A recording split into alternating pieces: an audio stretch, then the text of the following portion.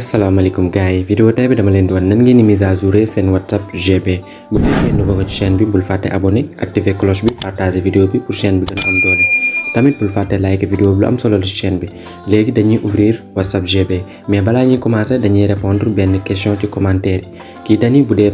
vocal bi day gaaw comme buñ ko envoyé vocal wala muy vocal bi day gaaw loolu nan lay def ba dindi ko boo ko bëggee dindi da ngay dugg WhatsApp GP. léegi loolu boo ko bëggee désactiver da ngay bës audio bi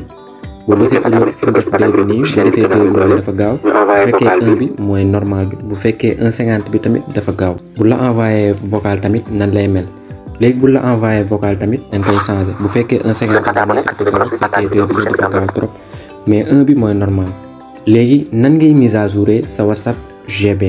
bu fekkee délai bi dafa jeex day bind télécharger fi mu def télécharger foofu ngeen di bës bu fekkee dala koy signaler comme mu ni nouveau mise à jour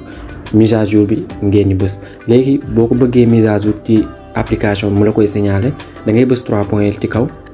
boo bësee 3 points nga bës GB settings chaque jour bu la laajee mise à jour nii ngay def boo bësee GB settings da ngay def update boo bësee update nga def update from net.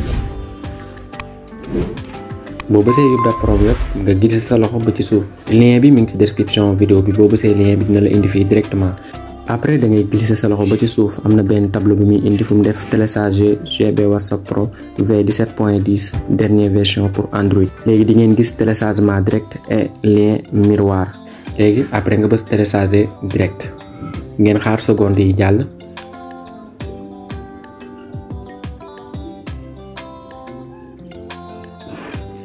bu seconde yi jàllee dina télécharger wu automatiquement gis ngeen après ngeen bës télécharger boo ko bësee ba mu def 10 secondes après da ngay bës télécharger boo bësee téléchargement bi démarré na gis ngeen téléchargement bi moo nekk nii. lii moo nekkoon vidéo tay bi bu fekkee vidéo bi neex na la bul fàtte abonné activer cloche bi partager vidéo bi pour chaîne bi gën a am doole tamit bul fàtte like vidéo bi am solo la chaîne bi tamit lu la jaaxal ci sa WhatsApp GP mën ngeen ko wax ci commentaire dinañ leen ci leeralal lépp ba mu leer kon gaay ba beneen vidéo incha allah.